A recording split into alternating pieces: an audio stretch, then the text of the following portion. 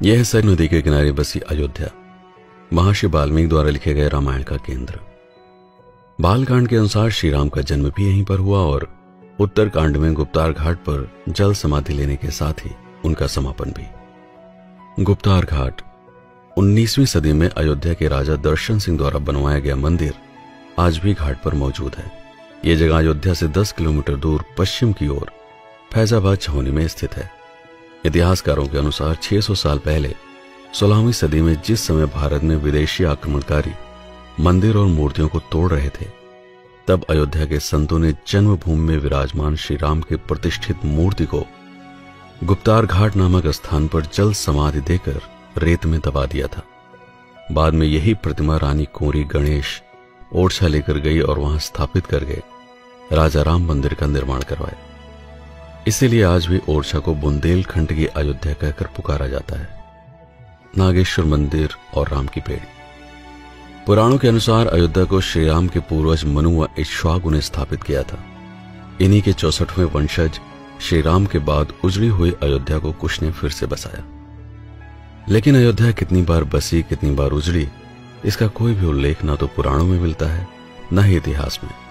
कुछ विशेषज्ञ ऐसा मानते हैं कि उज्जैन के राजा विक्रमादित्य ने लगभग 2000 वर्ष पहले अयोध्या के प्राचीन नगर की खोज करने के लिए सरयू नदी के किनारे कई प्राचीन शिव मंदिरों की प्रामाणिकता को लेकर गहन अध्ययन किया।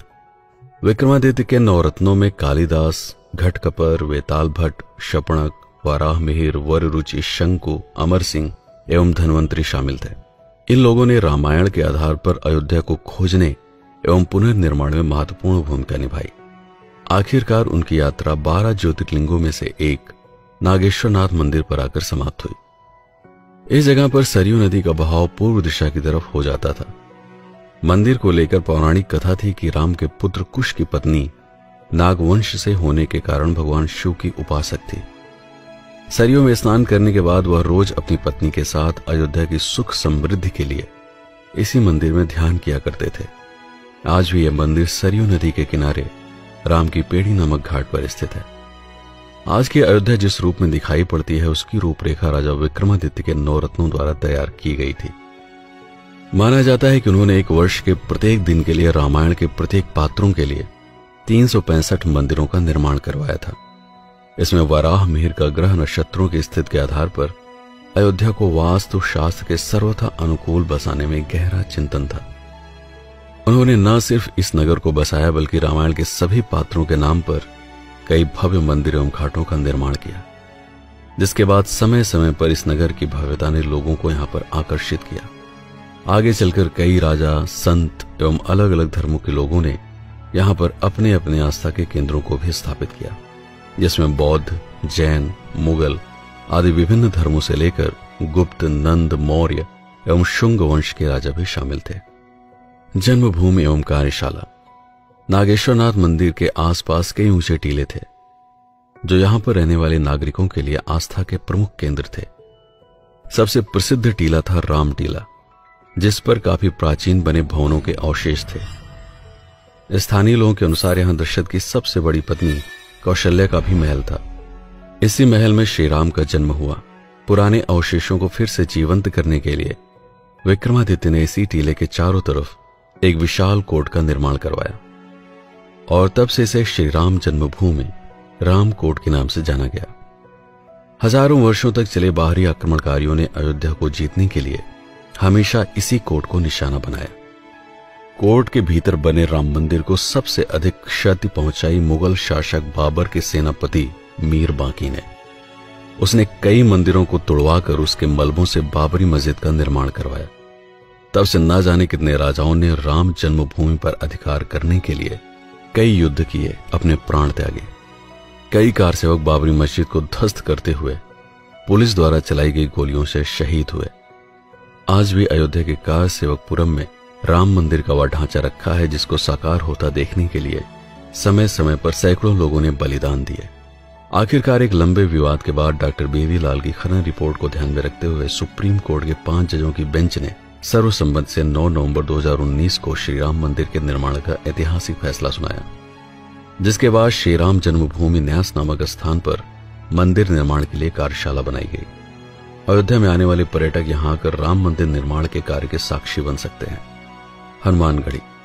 दूसरा था हनुमान टीला, जिसके बारे में कहा जाता था कि श्री राम ने जल समाधि से पहले हनुमान को अयोध्या की रखवाली की जिम्मेदारी देते हुए इसी टीले पर बने महल में रहने का आदेश दिया। यह इतना ऊंचा टीला है कि यहां से आप पूरी अयोध्या को देख सकते हैं। राजा विक्रमादित्य ने यहां पर भी एक दृढ़ कोट का निर्माण किया, लेकिन 17वीं शताब्दी आते आते ये कोट भी बाहरी आक्रमणकारियों एवं काल की मार से खंडार हो गया। 1740 में अवध के नवाब शुजाउद्दौला के बीमार बेटे की जान बचाकर निर्वाणी अखाड़ा के शिष्य अभय राम ने हनुमान कोट में एक भव्य मंदिर के निर्माण की इच्छा व्यक्त की। नवाब के आदेश पर 52 बीघा जमीन मंदिर को उपलब्ध कराई गई। लाला सीताराम के द्वारा लिखी गई किताब अयोध्या का इतिहास नामक पुस्तक के अनुसार 1775-76 के आसपास अगले नवाब अशफुद्दौला के मंत्री टिकैत राय ने हनुमानगढ़ी नामक मंदिर के निर्माण का आखिरी कार्य संपन्न करवाया। श्री राम जन्मभूमि के बाद अयोध्या में आने वाले पर्यटकों के लिए यह सबसे अधिक आकर्षण एवं श्रद्धा का केंद्र है। लक्ष्मण टीला। तीसरा था लक्ष्मण टीला। विक्रमादित्य को यहां भी खंडार हो चुके महल के अवशेष प्राप्त हुए।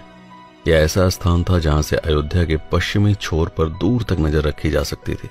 मान्यता थी कि यहां श्री राम ने लक्ष्मण जी के लिए एक किले का निर्माण करवाया था, जिस पर रहते हुए ऊंचाई से ही पश्चिम से आने वाले शत्रुओं की जानकारी मिल सके।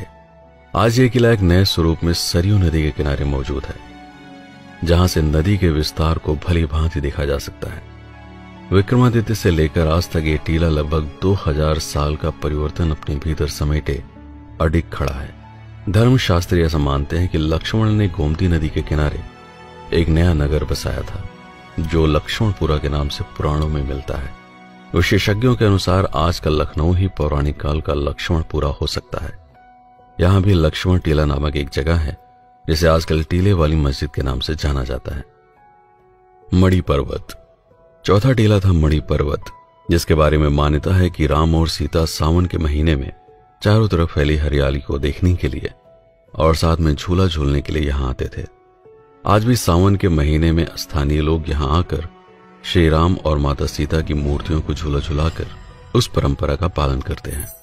विक्रमादित्य ने इस टीले पर भी एक मंदिर का निर्माण करके इसको पुनः जीवंत किया। भारतीय पुरातत्व विभाग के अनुसार महात्मा बुद्ध ने अयोध्या में 6 वर्ष इसी मणि पर्वत पर बिताकर अपने शिष्यों को बौद्ध धर्म का उपदेश दिया। सम्राट अशोक के द्वारा बनवाया गया एक स्तूप आज भी यहां मौजूद है। पर्वत के पास में ही प्राचीन बौद्ध मठ के साथ ही पीछे की तरफ मुगलों के समय में बनाई गई एक कब्रगाह भी मौजूद है। कनक भवन। कनक भवन के बारे में मान्यता है कि इसे महारानी कैकेयी ने सीता जी को मुंह दिखाई में दिया था। तब इसकी दीवारें सोने से अलंकृत थी। महाभारत कालीन कथा के अनुसार श्री कृष्ण जब यहां पर आए तो उन्होंने खंडार हो चुके भवन का पुनर्निर्माण करवाया, लेकिन हजारों वर्षों बाद समय और आक्रमणकारियों के ध्वंस से जब वह फिर से खंडार हो गया, तब 1891 में ओरछा के सूर्यवंशी बुंदेली राजा सवाई महेंद्र प्रताप सिंह की पत्नी ने यहां पर मंदिर के भीतरी भाग का निर्माण करके राम और सीता जी की मूर्ति को स्थापित किया, जिनके ऊपर सोने का मुकुट शोभायमान है। मंदिर के बाहरी भाग का निर्माण टीकमगढ़ बुंदेलखंड के महाराजा की पत्नी वृषभान कुमारी ने करवाया। कनक भवन का वर्तमान स्वरूप बुंदेलखंडी राजाओं की ही देन है। रामायण भवन। श्री मणिराम दास छावनी में स्थित है वाल्मीकि रामायण भवन। यहां संगमरमर के पत्थरों पर पूरी रामायण संस्कृत भाषा में लिखी है। देश विदेशों में रहने वाले हिंदू धर्म के लोग यहां राम नाम लिखकर जमा करते हैं। श्री नित्य गोपाल दास जी महाराज ने सन 1976 में इसे स्थापित किया था। अशर्फी भवन। लगभग 80 साल पहले रामानुज संप्रदाय के संत मधुसूदनाचार्य ने जब जमीन खरीदकर मंदिर का निर्माण शुरू करवाया, तब नींव की खुदाई में सोने की अशर्फियों से भरा हुआ एक कलश मिला, जिसके कारण इसका नाम अशर्फी भवन पड़ गया। लक्ष्मी नारायण के इस मंदिर में संस्कृत पाठशाला के साथ ही धार्मिक आध्यात्मिक संस्कारों की शिक्षा भी दी जाती है। राजद्वार मंदिर। इसे अयोध्या का सबसे ऊंचा मंदिर कहा जा सकता है। मान्यता अनुसार रामकोट में आने के लिए यह मुख्य प्रवेश द्वार था। विक्रमादित्य के जीर्णोद्धार कराने के बाद कई राजाओं ने समय समय पर इसकी मरम्मत कराई, जिसमें राजा दर्शन सिंह से लेकर राजा जगदंबिका प्रताप सिंह तक शामिल थे। कहते हैं कि इसके गुंबदों पर सोने का आवरण चढ़ा है। यह मंदिर हनुमानगढ़ी के ठीक बगल में स्थित है। सूर्य कुंड, यहां के बारे में मान्यता है कि एक बार राजा दर्शन सिंह शिकार खेलते हुए जब यहां पर रुके तो पास में एक छोटे से गड्ढे में भरा हुआ पानी पीकर वो चकित रह गए। पानी इतना मीठा था कि उन्होंने यहां पर न सिर्फ एक सरोवर का निर्माण करवाया बल्कि पूरा एक नगर ही बसा दिया, जिसे आज दर्शन नगर के नाम से जाना जाता है।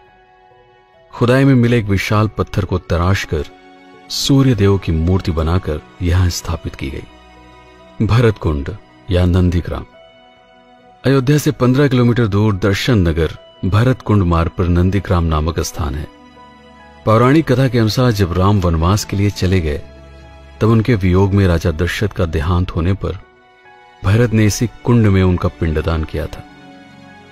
कुंड के दूसरे छोर पर आज भी लोग पूर्वजों का पिंडदान करके बिहार के गया जाने की शुरुआत करते हैं। यहां से कुछ ही दूरी पर वो स्थान है जहां पर भरत ने श्री राम की अनुपस्थिति में उनकी पादुकाओं को पूजते हुए 14 वर्षों तक एक सन्यासी की तरह सभी सुखों का त्याग करके अयोध्या का राज कार्य संचालित किया था। यहां स्थित एक कुएं के बारे में मान्यता है कि इसमें भरत ने चित्रकूट से वापस लौटते समय अपने साथ लाए हुए 7 कूपों का जल संग्रहित किया था। 24 अक्टूबर 1918 से प्रारंभ होकर निरंतर 14 वर्षों तक यहां सीताराम का अखंड जाप होता रहेगा। मखौड़ा धाम, अयोध्या से 15 किलोमीटर दूर बस्ती जिले में स्थित है मखौड़ा धाम। यहां पर संतान का सुख पाने के लिए लोग हवन एवं पूजन करते हैं।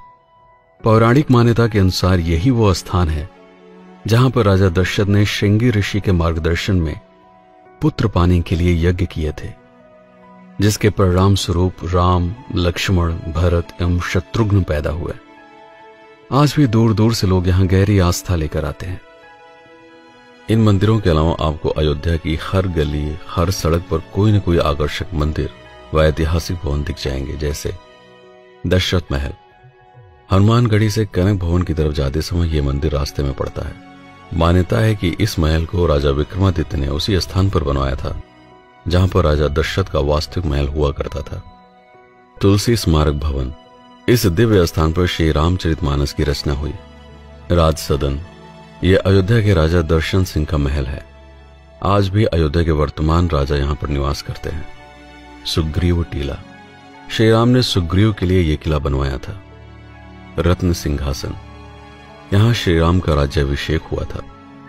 छोटी देव काली, यहां सीता जी द्वारा शादी के बाद मायके से लाई गई मूर्ति स्थापित की गई।